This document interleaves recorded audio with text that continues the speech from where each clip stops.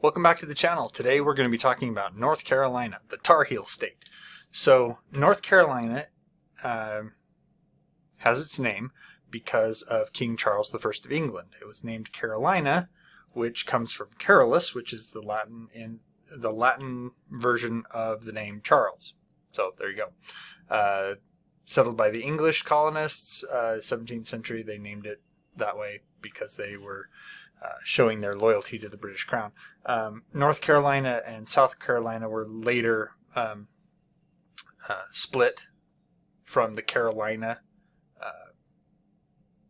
colony. So they had initially it was Carolina, one colony, then it became North and South Carolina. Apparently there were enough differences between the North and the South that they're like, yeah, we're not part of those guys. And so in 1712 they split and they had the North and the South parts of the colony. The Tar Heel state, it's called the Tar Heel state because of two things. Association with tar production, which the state was known for, and then apparently a nickname that came about because of the Civil War. So during the Civil War, the North Carolina, they were particularly noted for bravery and resilience in battle, and their willingness to stand their ground. A lot of times that,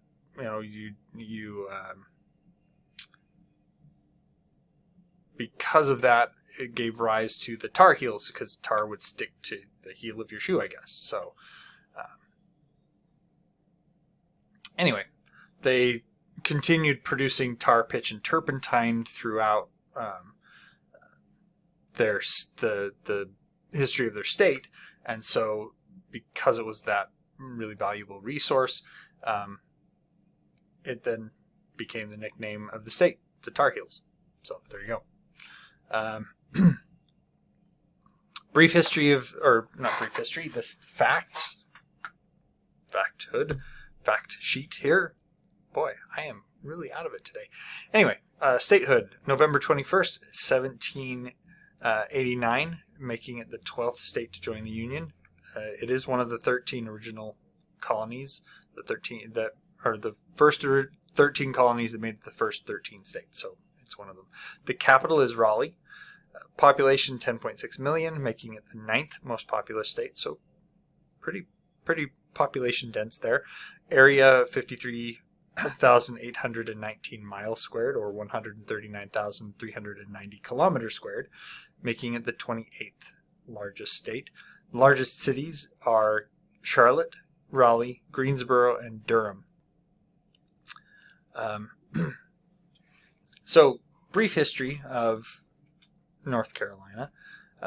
It was first explored by the French and the Spanish. They didn't really do anything much with it. They may have had some,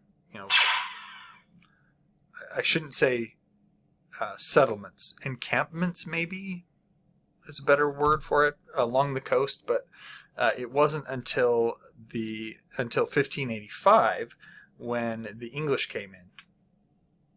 Now, the English, they established a colony in 1585. It was the Roanoke colony. Now, not a lot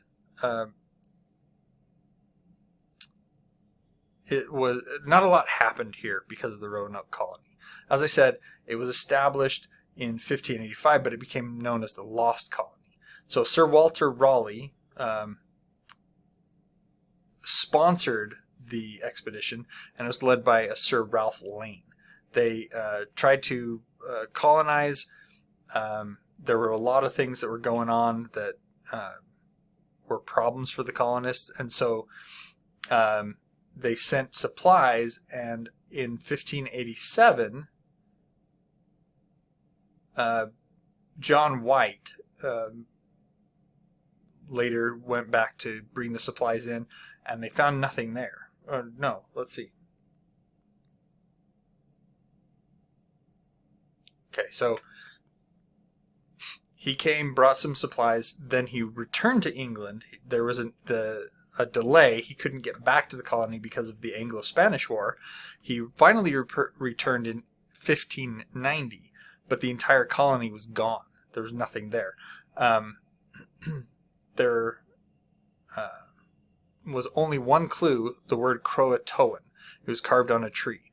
Now, there are suggestions that the colonists left and went to Croatoan Island, now called Hatteras Island, and they may be integrated with the tribe that was living there, but they don't know for sure.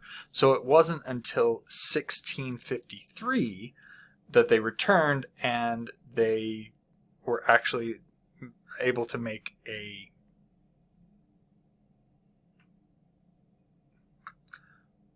I just lost the word. They were actually able to make a go of it, and they became a successful colony at that point. But before that, there was the 1585 Roanoke colony that disappeared. 1712 is when the North and the South split away from each other and became North Carolina and South Carolina.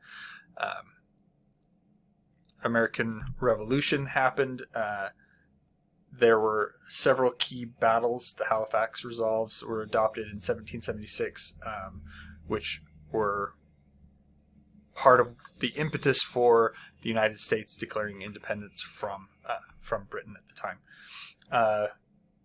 The statehood was granted in 1789, making them the 12th state, as I said. Then we have the Civil War, where North Carolina was considered a southern state. Yes, it's North Carolina, but it's still in the South, and so they were part of the Confederacy. The Battle of Bentonville in 1865 was one of the key battles that was fought there in North Carolina. Then we had the Reconstruction and reintegration that occurred afterwards, leading to the modern era. So they went through Reconstruction. They started industrializing. A lot of the southern states were very agrarian in economy prior to the Civil War. Not to say that they didn't have industry. They just weren't as industrialized as the North. The North was the more industrialized of the two parts of the United States. So they started diversifying their economy. They went into technology, banking, research institutions, and there was a lot going on in the civil rights in that particular point in time. Being as it was part of the South, there was a lot of discrimination that had to be rectified at that point in time. So then we have more population growth, more urbanization, more economic development, and now we have a lot of really strong research universities, a lot of strength in the tech sector, apparently. I didn't realize that North Carolina was that involved in the tech sector until I was going through this. But then, it's state to state. You kind of focus on your own state here in the U.S. And very, very much a diversity in the cultural scene at that point in time, too. So the climate of North Carolina, we have the coastal plain, because it's right there on the Atlantic Ocean. The Outer Banks, which is a chain of barrier islands off the coast of North Carolina. We have the Piedmont region. It's between the coastal region and the Appalachian Mountains. And that has forests, farmlands. Raleigh, the state capital, is in that part of the state, as well as Charlotte. So the two biggest cities there. It's a transitional zone between the coast and the mountain region. Then we have the Appalachian Mountains that are part of the state. The highest peak in the state, for instance, is Mount Mitchell, located there in the Black Mountains. It's the highest point east of the Mississippi River. The Blue Ridge Mountains, part of the Appalachians, and very popular tourist destination for the state. As far as the climate goes, the climate is mostly humid subtropical. However, they do have a subtropical highland region, which is basically the Appalachian Mountains. So they have the 4 distinct seasons, so no surprise there. I mean, we do have Hawaii that kind of has 2. There's summer. The temperature between July and August can get over 90 degrees, which is 32 degrees Celsius. A lot of humidity, obviously. Fall, we have much more temperate, with the trying to find probably the temperature lowering down into the 60s and 70s.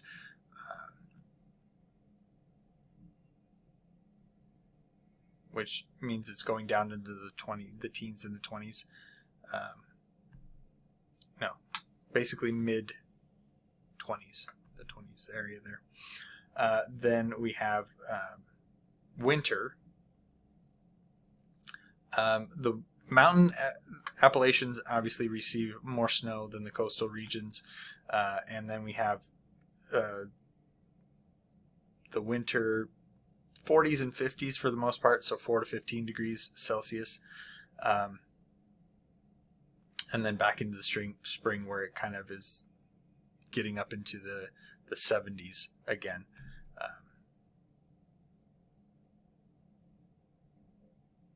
A lot of rainfall in the state. Not one of the wetter states, but because it's there and because of the humidity, it does get a lot more water than other parts of the United States. Moderate. It's typically wetter in the Piedmont. The coastal areas are wetter than the Piedmont and the mountain regions, but they do get thunderstorms and hurricanes, especially there along the coast. So there you go. Into industry, we have technology and research, financial services, manufacturing, agriculture and agribusiness, healthcare and life sciences, tourism, education, military and defense, textiles and apparel, and energy. I put here the research triangle: Chapel Hill, Durham, and Raleigh.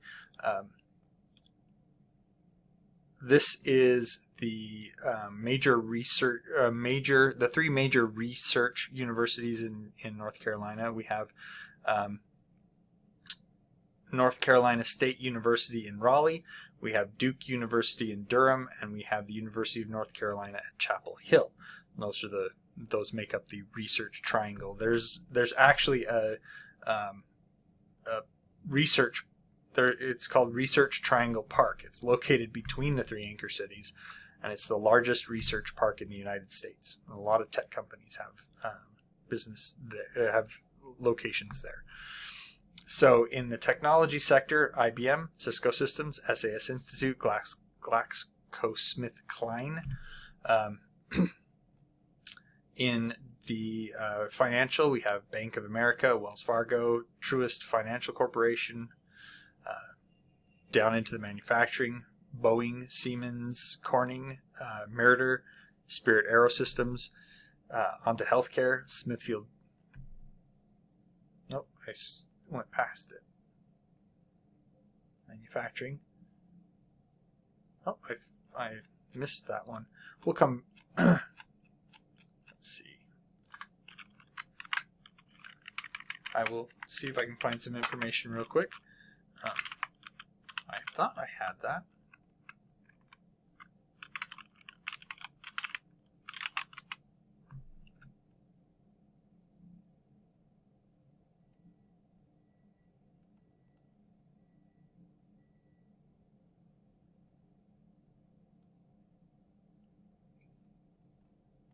I swear I put that in here as one of my questions. Oh, there it is. Okay, so we have Novo Nordisk, Biogen, Gilead Sciences, PRA Health Sciences. There we go. I did have it.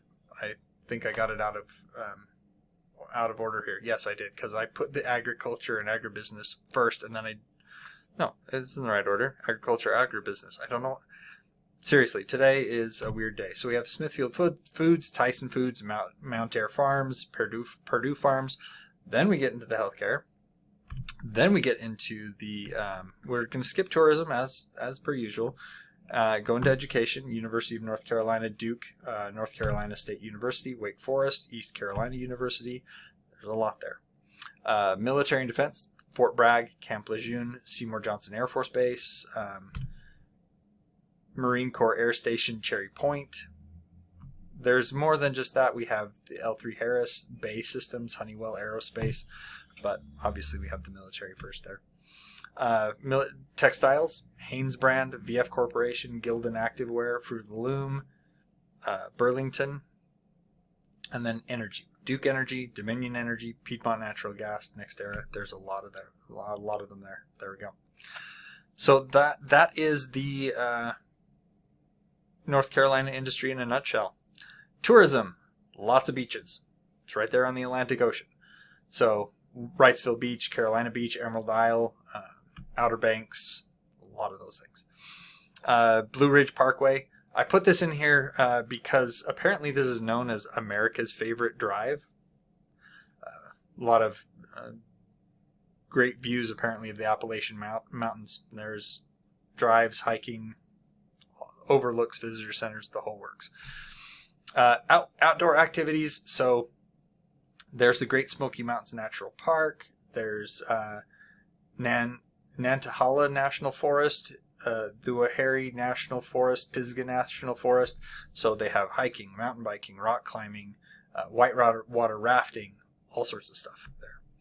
I put the Biltmore Estate in here because apparently it's the largest privately owned home in the United States. And you can tour the mansion and the gardens, and they have a winery on the estate, so you could do wine tasting as well. There's a lot of historical sites in the state. We've got, as I said, the Biltmore Estate, but we also have USS North Carolina Battleship in Wilmington, Tryon Palace in New Bern, Wright Brother National Memorial in Kitty Hawk.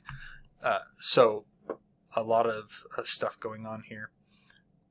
On top of that, you also have the Civil War and the American Revolution historic sites. Cultural experiences, there's cultural attractions, museums, galleries, etc. North Carolina Zoo, a lot of lighthouses. There's the North Carolina State Fair, the Brevard Music Center Summer Festival, and then we have the Charlotte Motor Speedway. So it's interesting. North Carolina has a history of moonshining. Moonshining being, if you're unfamiliar with the term, making illegal alcohol. So I want to say 1920s, the United States enacted prohibition, and so alcohol was illegal in the United States, and so there was a lot of what they called moonshining. So people would bootleg alcohol, and it's interesting that the moonshiners, and it's where Mountain Dew got its name, but also NASCAR got its start in these bootleggers trying to outrun the cops. Yeah, so there you go. Moving on to the trivia. So I really hit the jackpot with the weird laws. Apparently, North Carolina has a lot of them. So it is illegal to play bingo while drinking beer or alcohol. Yeah. Elephants, it's illegal to use elephants to plow cotton fields. I mean, okay. It is North Carolina. There's a town called Barber. They have a law that makes it illegal for cats and dogs to fight. I assume it's because, it's like you can't. It's worded such that it's like no cats and dogs are allowed to fight. But maybe it was because people were like making their cats and dogs fight. I don't know. Dunn, North Carolina. You are prohibited from singing off key. I mean, that's the only way I can sing. So, certain places it is illegal to wear socks and sandals. Wilmington, North Carolina is one of the places, apparently. While that looks really bad to wear socks with sandals, why do you need a law? You cannot hunt Bigfoot in McDowell County, North Carolina. You cannot steal sinks in Durham. You cannot steal a wash basin or a bathtub. Yeah. In Plymouth Rock, it's illegal to steal the rocks from the town of Plymouth, North Carolina. Yes, it has to do with people stealing parts of historical landmarks, which is despicable. Okay. More trivia. So we talked a little bit about the lost colony, Roanoke. What more can I say? It's pretty weird. Transylvania County in North Carolina is called the Land of Waterfalls. Apparently it has a lot of waterfalls. Looking Glass Falls being one of them. North Carolina is also known as or referred to as the furniture capital of the world. It has High Point Market. It's the largest home furnishing trade show in the world. Then we have the, let's see, where to go. There it is. The Wallace Simpson Whirligig Park. It's a kinetic sculpture park. So it has all these things that get blown in the wind. And you can go take a look. That's a picture of it there on the slide. They have a Bigfoot called, so they have cryptid legends. They talk about Bigfoot. They also have the beast of Bladenboro. So there's a lot of cryptozoology enthusiasts coming to the place. New Bern, North Carolina, it claims to be the birthplace of Pepsi. And there's a Pepsi store and everything there. They also are in High Point, North Carolina. They are the home to the world's largest chest of drawers. Yeah. And then they have a Mystery Hill. So in Blowing Rock, there's a Mystery Hill. Now, this place looks like it defies the laws of physics, like water flowing uphill and all that kind of stuff. So, pretty cool. Have to go there someday. Anyway, that's it for now for North Carolina. Let me know if you've been. Let me know what you thought. Let me know if you are from there. Always comment down below. Like, subscribe, put the bell on so you get notifications when I post new videos. And see you next time.